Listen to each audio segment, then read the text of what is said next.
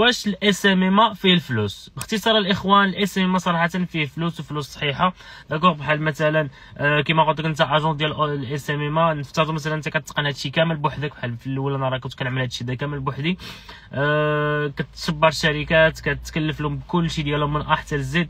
فتخيل معايا، راه كل شركه تقريبا كانت كدير لي ساعات الخدمه في النهار، بعض المرات نص ساعه، بعض المرات الا كانت في الاول خصني نقاد لها التيم ديالها والى اخره، تقدر تدي مني واحد 3 ديال الساعات هكاك غير في الاول. ابخي كنولي نخدم معاها نص ساعه، ساعه، نص ساعه، ساعه في النهار.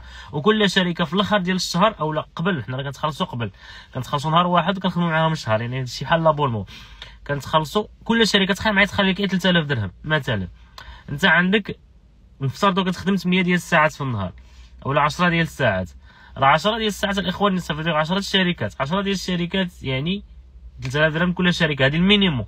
داكوغ، راه كاين اللي كيوصل 5000 6000 7000 وانت ماشي. في الاخر ديال الشهر الاخوان كتلقى عندك واحد 30000 درهم منزله. داكوغ، منزله خدام بها عادي بخير وعلى خير. داكوغ الاخوان، لاحظتوا شنو معنى ديال الاس ام ام؟